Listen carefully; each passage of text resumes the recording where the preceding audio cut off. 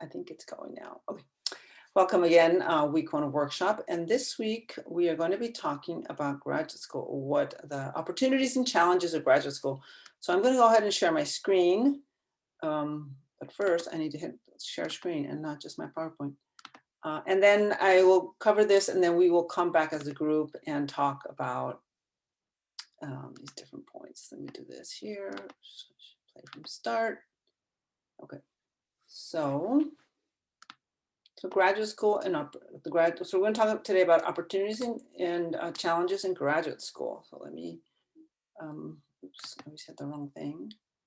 Okay, so if you have any questions, you can either raise your hand or put something in the chat. I'll see it pop up, or just yell out, honestly, because, you know, as professors, we tend to drone on and on, but it's hard to see everybody on the screen. I'm not a big fan of screen sharing, so I'll try to move away as quickly as I can. But so this is just some basic, you know, points here about what is graduate school, and it just as a sort of laying the groundwork here. I think that's really important. So grad school is an academic program that provides training, right, discipline, and a particular discipline beyond the undergraduate level, right? So it goes beyond undergraduate level. It's actually, I went to the same institution as an undergrad and grad school, two different worlds, completely two different experiences. When I went to graduate school, it was another world I didn't know existed, and it was quite different. So certainly it's a different kind of experience. And as we know, it's often rigorous, career focused, and involves research, right? So that is a really core component, is the research aspect of it. Right now, I love the way Dr. Yvette built in these sort of pieces for getting you all involved. So I want in the chat box, if you could please briefly answer the questions. You may choose to, you know, put it there for everybody to look at, or perhaps send it just a private message to myself. But just, you know, one of the two questions, you don't have to answer all of these questions right now, but you might think about why do you want to go to graduate school? What benefits do you think you'll gain? What are your fears and your concerns? And what challenges do you think you'll face? So maybe we might start with number one, not to make this too crazy. Why do you want to go to graduate school? What benefits do you think you'll gain? So I'm going to do stop share, actually. We'll do that for now. Why do you all want to go to grad school? Any thoughts about that? Maybe you put that in the chat. Be honest. I think being honest is, you know, in your writing, it's just really, I think, most powerful. People can connect in ways, I think, when you're being, thoughts about grad school. What benefits do you think you'll gain?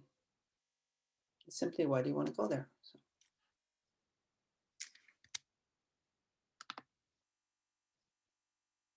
Awesome. Thank you, Flaco.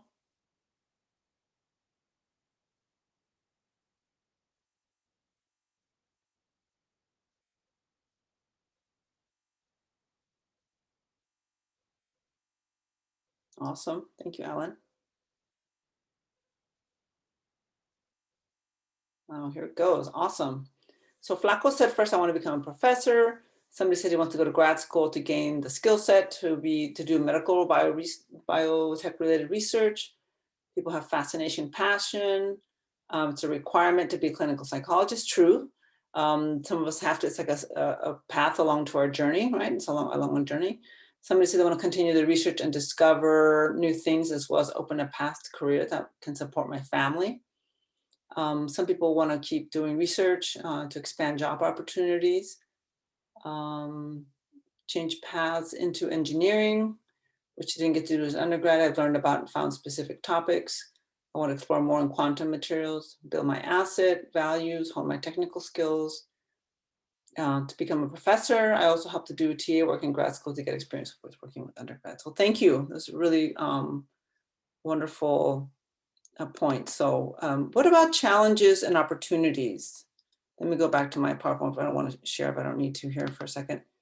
Oops, let me cancel this. What are your fears and concerns?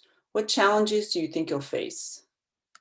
What are your fears and concerns? Sometimes that's could be a slew of things. Fears and concerns. What challenges do you think you might face?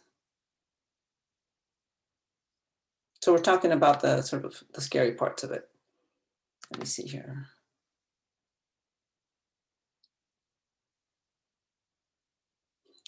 because somebody's still responding to the last question about the one who go to aerospace engineering as well as make more money when hired. That's very important as well. Okay, in terms of concerns, balancing work life and dealing with stress, definitely. Having a higher specialized grad degree can make it harder to be employed for jobs such as high school teaching. Imposter syndrome, yes, for sure. One of the few black spaces, knowing that I'll likely be one of the few black spaces, and that'll be feel alienated, definitely.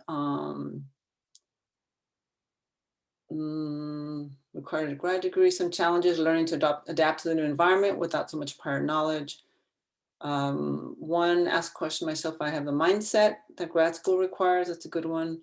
A financial barriers, imposter syndrome, being a male and in a male-dominated field. Emily's saying that.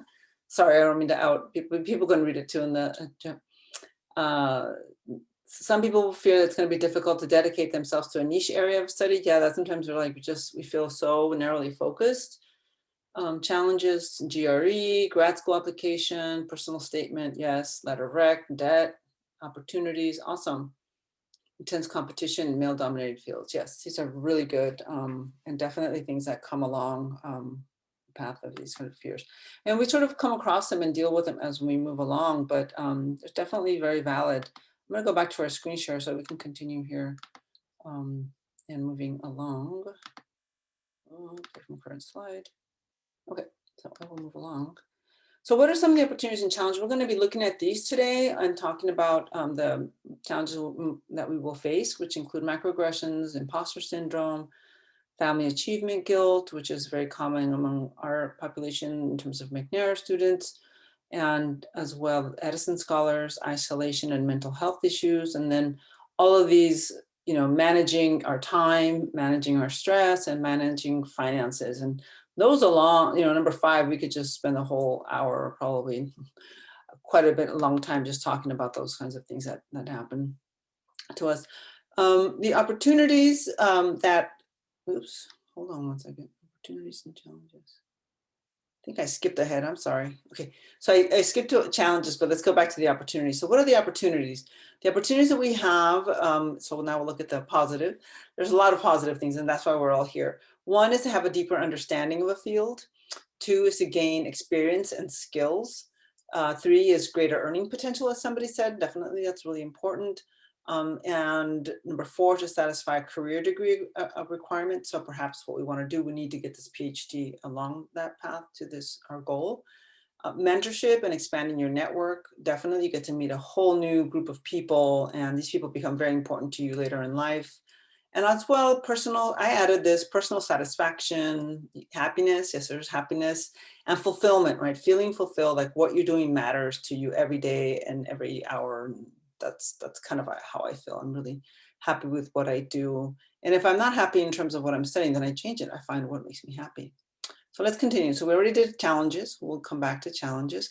But let's first talk about these opportunities, gaining a deeper understanding of the field.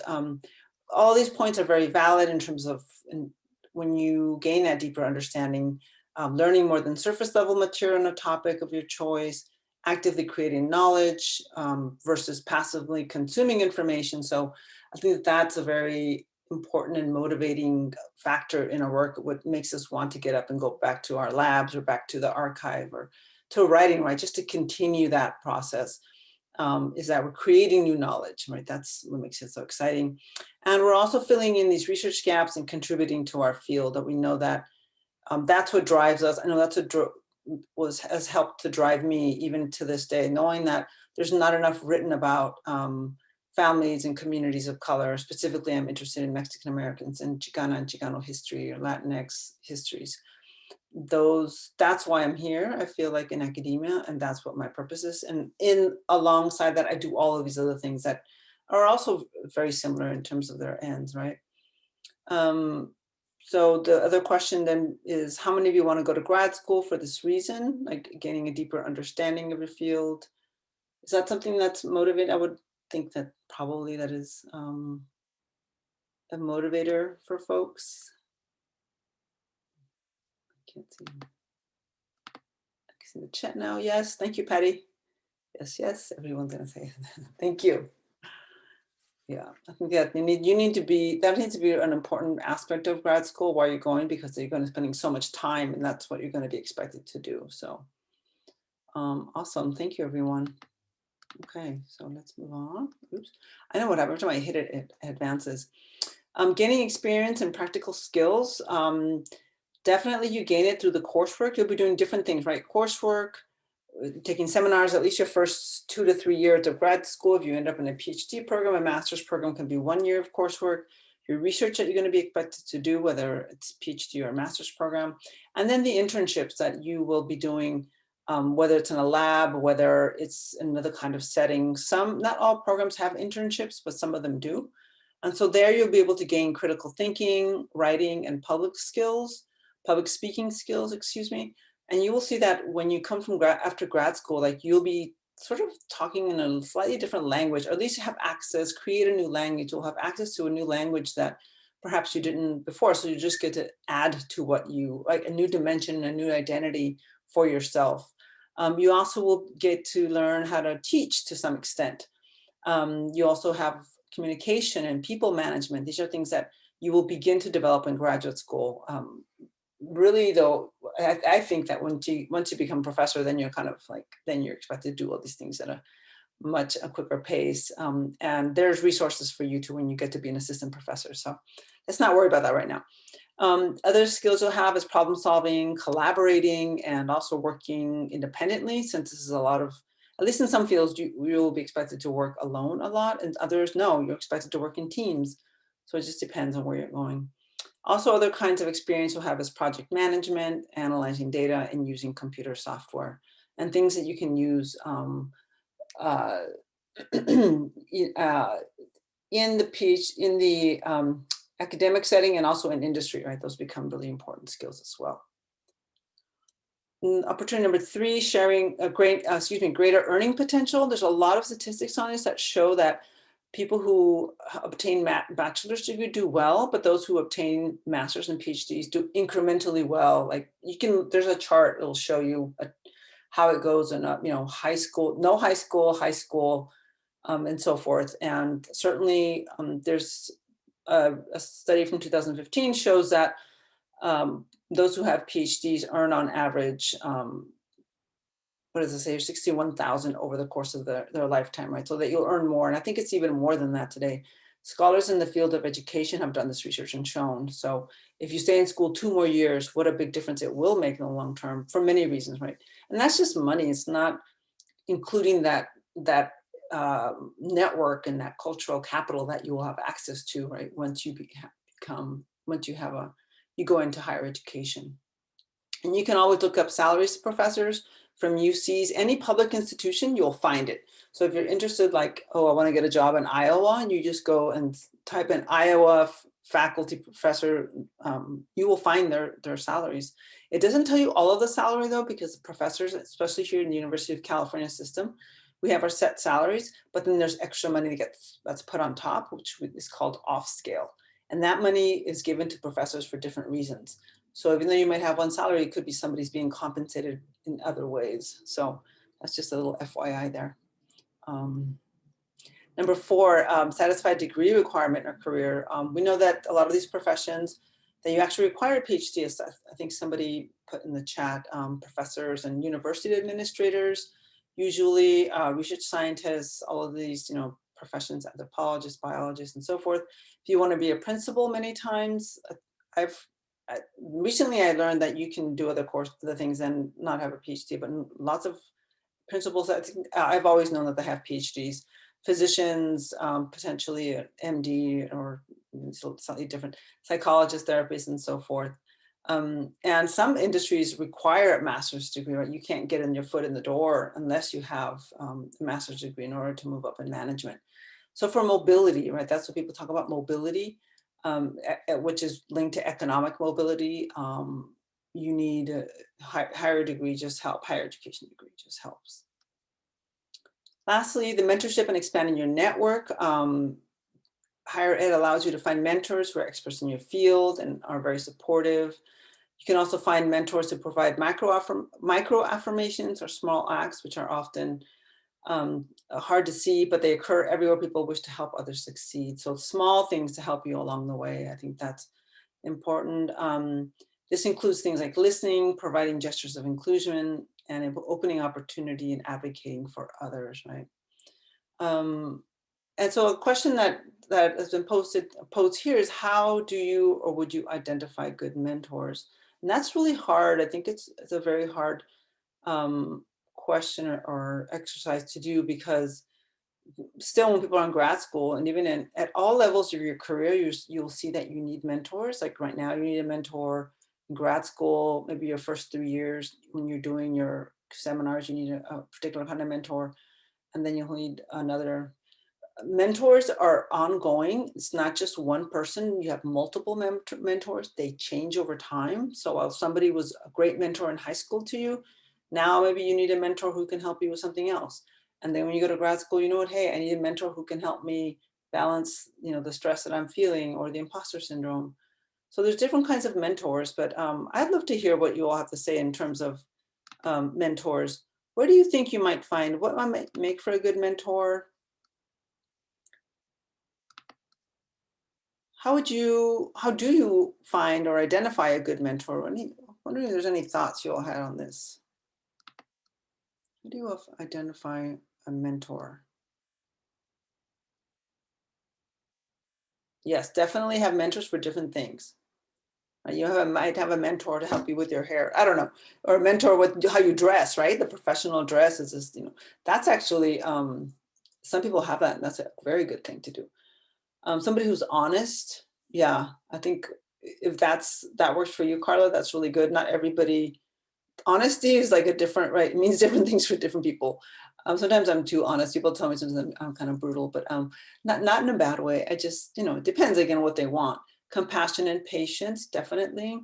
Somebody who's supportive and helps you, guide you based on their experience and how to learn from the mistakes that they've made, definitely. Yeah, I like that one. Mentors not only offer advice, but challenge you to reach your potential for whatever it is you're doing. Yeah, I think that's more where I am, where I tend to always, if I have a mentee, they're giving me information. I'm always, helping them, advance their work. Somebody said honest, but with emotional intelligence. Yeah, I mean, to be able to recognize what you're going through. One time, one of my students, my PhD students who just got a job at UC San Diego, said, she told me, Miros, can you ever say anything positive? And so I was just like, oh, I felt bad. I was just like thinking like, okay, I need to like chill. And like, when a student is needing something or something, maybe you're a mentor to an a first year undergrad or a high school student, we all have to recognize when they're in need. I look to their morals and ethics. That's really good. Actually, it's really deep. Oh, thank you, Flaco. And same passion and interest and guide me to achieve my goals and greater understanding. Somebody who's patient, non-judgmental, and willing to help. Yeah, that's a really good. And one of the things I've always tried to learn like what it means to be a good mentor. One of the first things they tell us is to not make it about you. Like if you have a meeting with a student or a mentee, like don't just talk about your business. Like you're not there to, this isn't about you. This is about the mentee, right? So when you have a mentor or somebody who's posing as a mentor, make sure that they listen to you and they're just not talking about what's going on with them, right? So I have to remind myself, like, my mentee shouldn't have to deal with my issues or my stresses, right? You're there for them.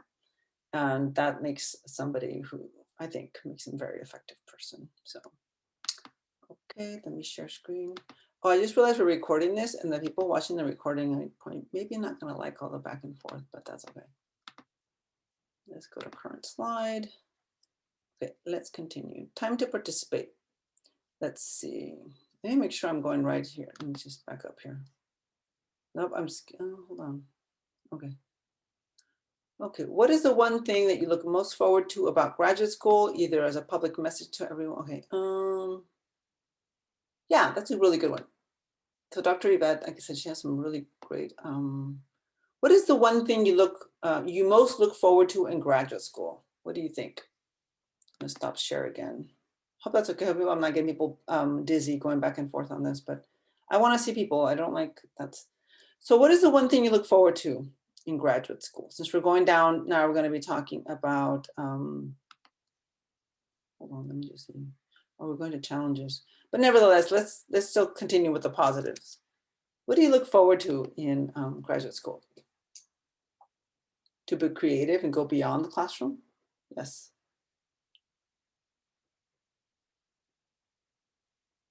Awesome, to being a TA. Yeah, definitely. Be well prepared to go to the career, being exposed to a variety of opportunities, great conversations. Yes, the conversations are really, and with your professors, definitely. I love that. I'm hanging out, going to lunch, at a conferences, meeting with them. Okay, honing on the research and working with colleagues. Yes, fostering new relationships, more one-on-one time with professors. With some professors, that's true. Not all professors. So it's really good. That's why it's important to contact them beforehand to make sure that they're taking students. Because even though you apply to programs with all these big names, it could be they're never in their offices, right? That's in many departments, even at UCSB, we know that you go in the hallway, you're like, hello, like nobody there. My department is pretty active, but not all departments are like that. So even if it's a big faculty, you might not always see people there in the hallways. So let's continue now talking about the challenges and how we're going to be, how to deal with some of the strategies that Dr. Yvette has laid out for us. So what is a microaggression? It's a brief and commonplace daily verbal, nonverbal, behavioral, environmental, what does she put here? Insult, intentional or unintentional, right? So it's something small. It could be verbal, it could be nonverbal. It could be based on their body language, on behavior, which communicates hostile, derogatory, or negative responses or messages to target persons based on their marginalized group's membership. So I love that they named it that way, because I said before, this was named this way. It was just this feeling that you got, right? Or this like stunned feeling, like you felt like somebody slapped you in the face when things were said. You're like, wait a minute, that wasn't cool what they said. That bordered on racism, but you don't know if it's just you. But it's awesome that they've named it, and that sort of helps us sort of gain control over that about microaggressions. So yeah, we see these. I know we see them now probably as undergrads, but definitely in graduate school is where it's seen more. Somebody put something in the chat. Let me look at that real quick. Always tearing your work down and never helping you build it up. Definitely. Yeah, or never calling. I mean, there's so many ways. Oops, I'm getting ahead of myself here. Sorry. Okay, let's see. Here are some examples that Dr. Yvette. Sure, let me get rid of my. Sorry, I have my my chat on. Oh my God, that's so hard to navigate when you're looking at this. Okay, let me move this out of the way. It's because my chat. Okay, turn it off. All right, imposters. Nope, nope, nope, nope. I'm not that done with PowerPoint. Really, I'm not. Okay, here's an example of a microaggression, a racial microaggression, because there's different areas, right? It could be about ableism. It could be other kinds of ways. Some people might say, I don't even notice your color because I don't see color, right? That could be a type of racial microaggression.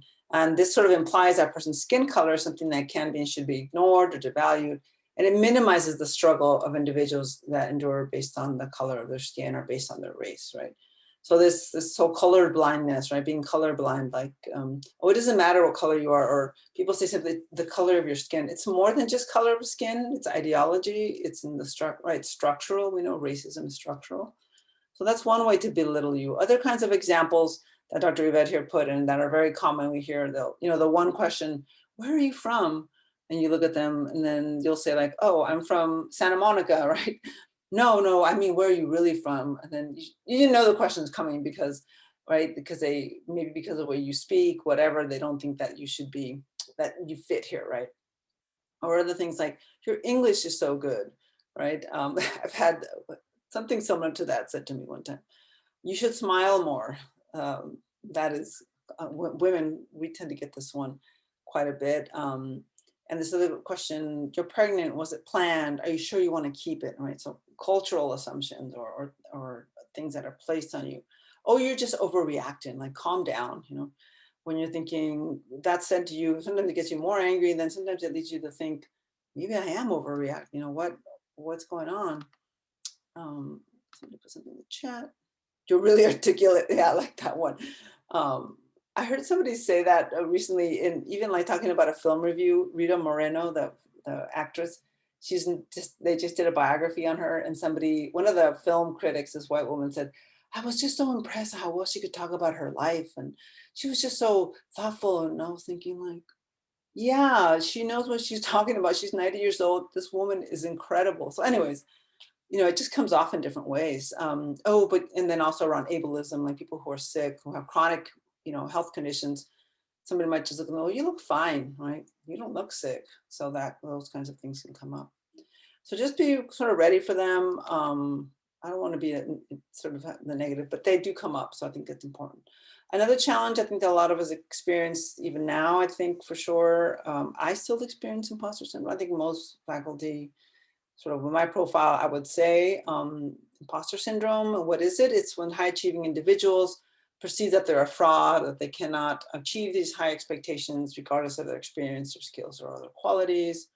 This is especially prevalent among first generation low income and underrepresented students.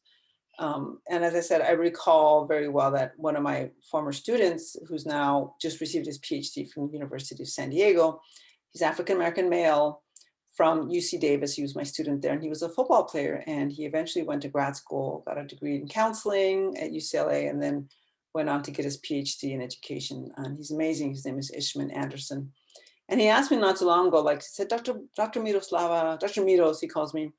He said, "Do you still get imposter syndrome?" And I was like, "No, no, no, I'm over it, blah, blah."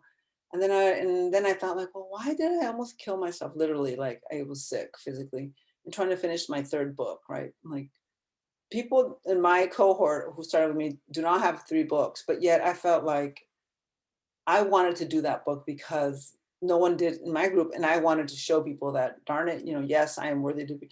And I thought, oh my God, we internalize these things. And sometimes it's harmful to us, in the long run, and to our families, the stress that we put on ourselves. So definitely imposter syndrome, still, it changes with you. It's just knowing how to like identify it and cope with it and figure out how to address it.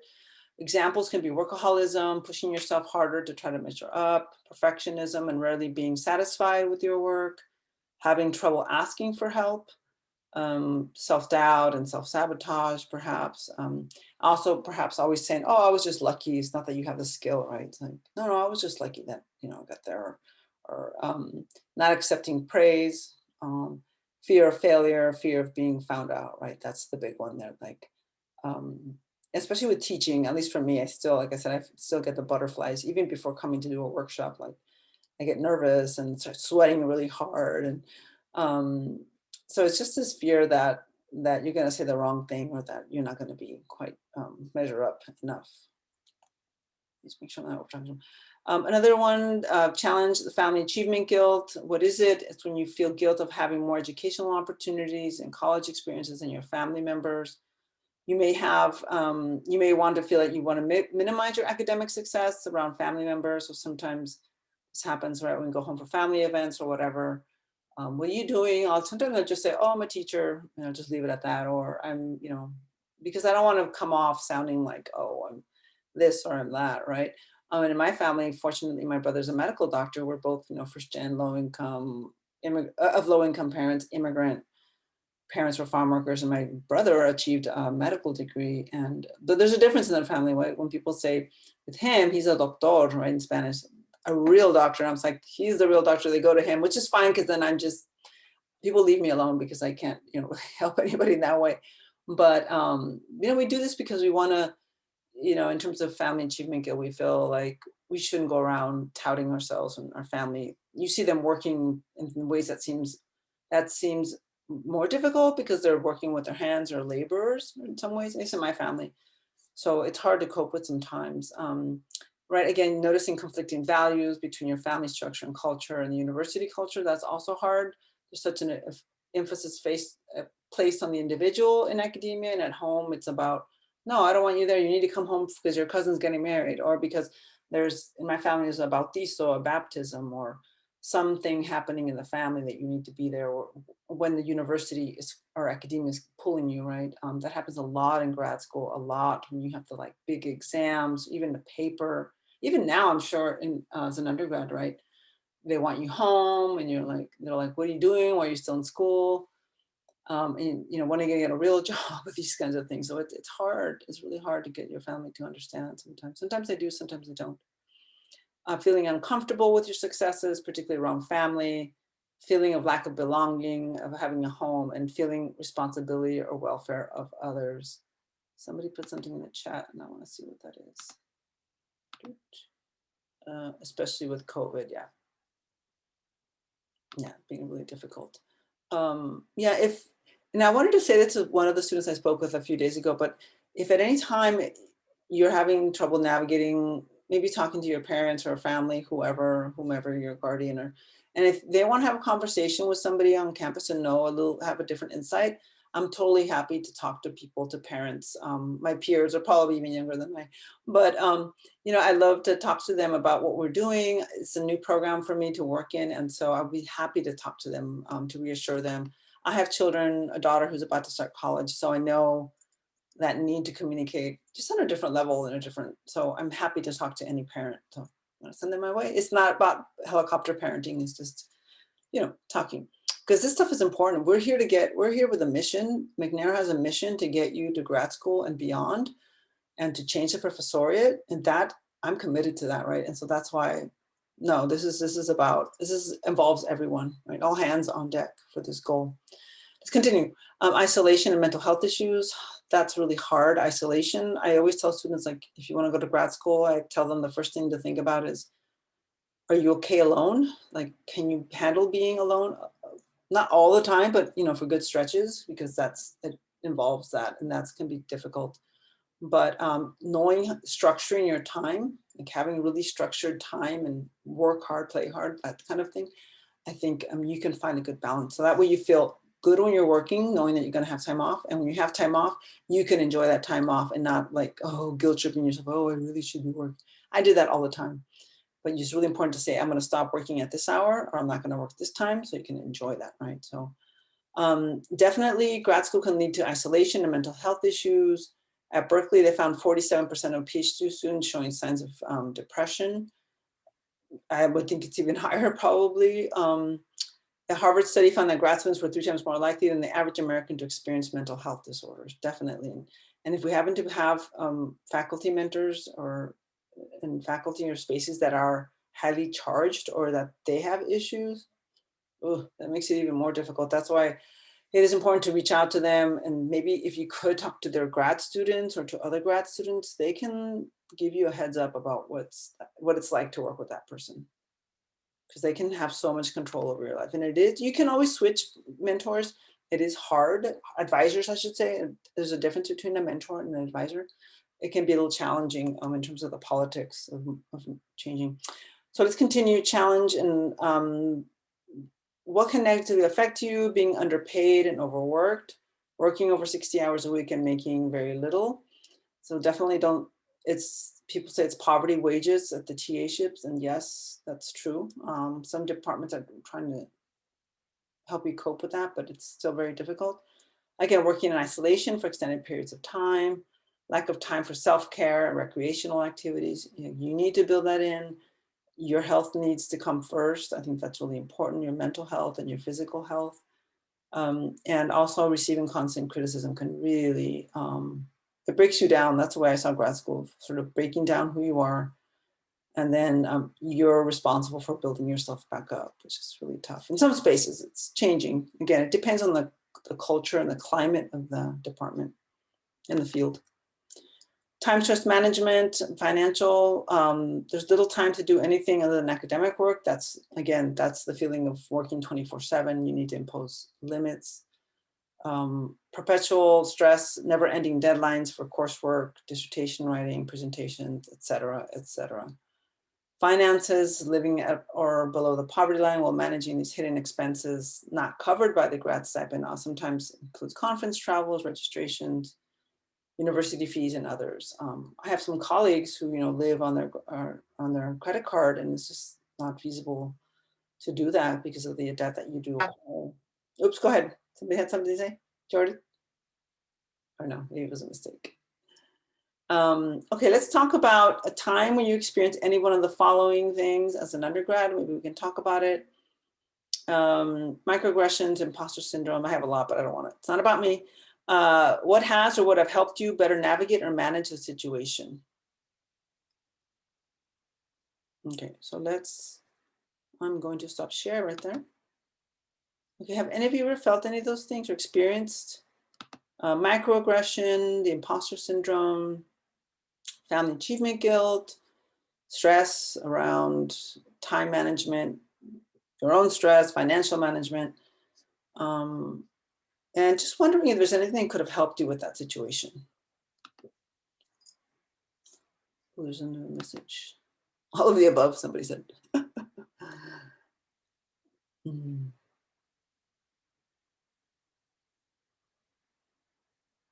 Good. Imposter syndrome. He just stopped, took a break, catching up with a friend. That's a great idea. It's a great strategy. I'm trying to think. Always for me, like, go ahead and think if there's any more imposter syndrome. What did you do for that? Microaggressions. Microaggressions are hard to respond to right at the moment. Maybe you're better. I'm not. I'm kind of takes me like, what just happened there? Like that's me walking away. But at the moment, there's some people who are really good to respond to them. Oh, shoot. Thanks, Kim. People read that one. They asked her to participate in a residence hall discussion because of white privilege, and she's an immigrant. And so they said you should have a good view because she's an immigrant, right? That's kind of, thank you. Yeah, that stuff happens. You're like, wait, what? I don't mean to laugh at saying it's funny, but it's sometimes that's the things that we would do in grad school. And not saying it's a good way to cope, but after the things would happen, I still, as I was going through this exercise, I was remembering a shouting match we had in the seminar my first year in grad school about eating food habits, eating among Mexicans, right? And I'm in a history class, right? I think, how did we get there? And it was it finally ended with a professor who was terrible. She was a queen of microaggression, with like saying stop, because we were arguing all these little things. And luckily I had a cohort of friends of scholars of color who were just like, no, that, so, strength in numbers is one way. Getting people to support you becomes a good way to understand that it's just not me, right? Awesome, thanks, Asia. She says she deals with imposter syndrome. She has a community that she can look to for support. That becomes important, yeah.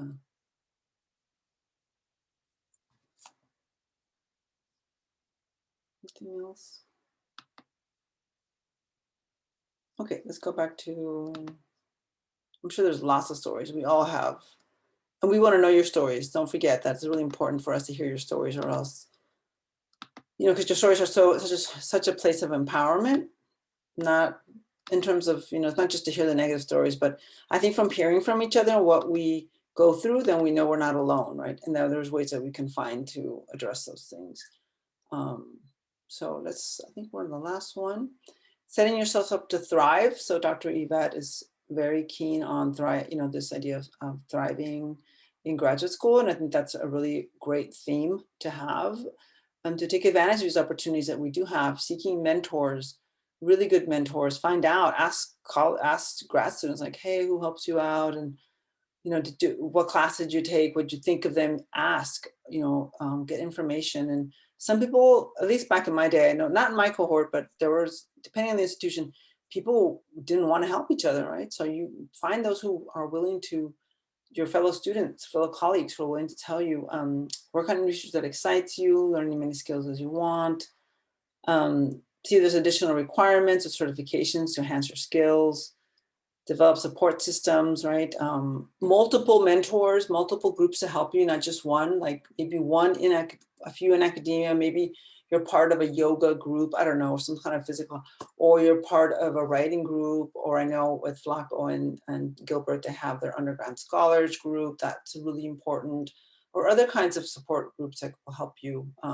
Affinity groups, of course, maybe you're part of Folklorico, you're part of a dance troupe, those are really, it's important. I knew for me from grad school to survive, to have different identities, right? To have an identity as a student. And then I was part of a running group in LA where we participated to sign up to run the LA Marathon, right?